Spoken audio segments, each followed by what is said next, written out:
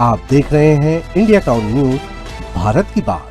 अगर आप छत्तीसगढ़ के किसान हैं और इस साल सरकार को धान बेचने की तैयारी कर रहे हैं तो यह खबर आपके लिए बेहद अहम है, क्योंकि खरीफ विपणन वर्ष 2026-27 की धान खरीदी के नियम पूरी तरह बदल गए हैं।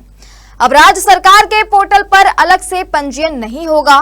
धान बेचने के लिए सिर्फ केंद्र सरकार के पोर्टल पर रजिस्ट्रेशन ही मान्य होगा। राहत की बात यह है कि अब किसानों को पंजीयन के लिए भटकना नहीं पड़ेगा, क्योंकि यह सुविधा सहकारी समितियों यानी सोसाइटियों में भी उपलब्ध होगी। नमस्कार, आप देख रहे हैं इंडिया टाउन न्यूज और मैं हूं आपके साथ हर्षिता।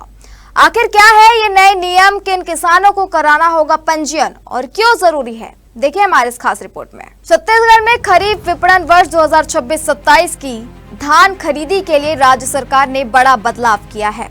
अब किसानों को धान बेचने के लिए राज्य सरकार के एकीकृत किसान पोर्टल पर अलग से पंजीयन कराने की जरूरत नहीं होगी। केवल केंद्र सरकार के एग्रीस्टैक पोर्टल पर पंजीयन ही अनिवार्य और मान्य होगा। खाद्य विभाग ने इस संबंध में सभी जिला कलेक्टरों, खाद्य संचालकों और एपेक्स बैंक के प्रबंध संचालक को विस्तृत दिशा निर्देश जारी कर दिए हैं। सरकार ने किसानों की सुविधा के लिए बड़ा फैसला लेते हुए अब सहकारी समितियों यानी सोसाइटियों में भी एग्रीस्टैक पंजीयन की सुविधा उपलब्ध कराने का निर्णय लिया है। इसके लिए सोसाइटी ऑपरेटरों को लॉगिन आईडी और पासवर्ड्स दिए जाएंगे, ताकि किसान को अलग अलग कार्यालयों के चक्कर न लगाने पड़े और एक ही स्थान पर पंजीयन की प्रक्रिया पूरी हो सके। सरकार ने यह भी स्पष्ट किया है कि वित्तीय वर्ष 2026-27 में धान बेचने के लिए किसान का वही रकबा मान्य होगा जो एग्रीस्टैक पोर्टल पर दर्ज डिजिटल क्रॉप सर्वे में दिखाई देगा, यानी धान खरीदी के दौरान डिजिटल रिकॉर्ड ही आधार बनेगा। यानी इस बार रजिस्ट्रेशन ही नहीं बल्कि डिजिटल क्रॉप सर्वे में दर्ज जमीन का रकबा भी बेहद महत्वपूर्ण होगा। ऐसे में जिन किसानों ने अभी तक एग्रीस्टैक में पंजीयन नहीं कराया है, उन्हें जल्द यह प्रक्रिया पूरी करनी होगी।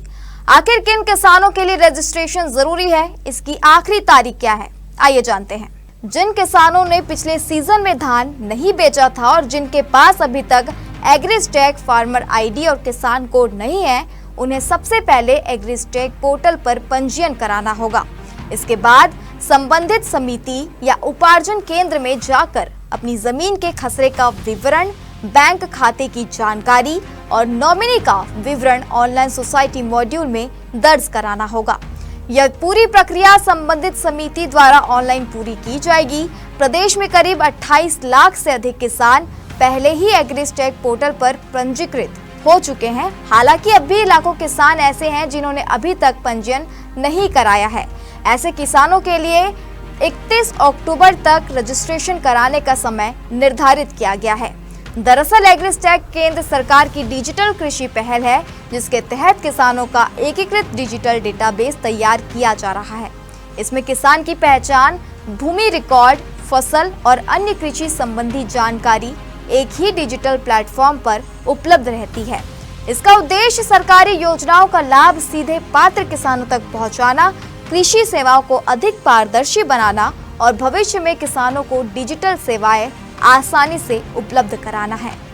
तो कुल मिलाकर इस बार धान खरीदी से पहले सबसे जरूरी काम एग्रीस्टैक में पंजीयन कराना है, क्योंकि बिना एग्रीस्टैक रजिस्ट्रेशन और डिजिटल क्रॉप सर्वे में दर्ज रकबे के आधार पर धान खरीदी संभव नहीं होगी। अगर आपने अब तक पंजीयन नहीं कराया है तो 31 अक्टूबर से पहले यह प्रक्रिया पूरी कर ले, ताकि खरीफ विपणन वर्ष 2026-27 में धान बेचने के दौरान किसी तरह की परेशानी का सामना न करना पड़े। इस रिपोर्ट में फिलहाल इतना ही। मुझे दीजिए इजाजत और आप देखते रहिए इंडिया टाउन न्यूज, भारत की बात। नमस्कार। आप देख रहे हैं इंडिया टाउन न्यूज, भारत की बात।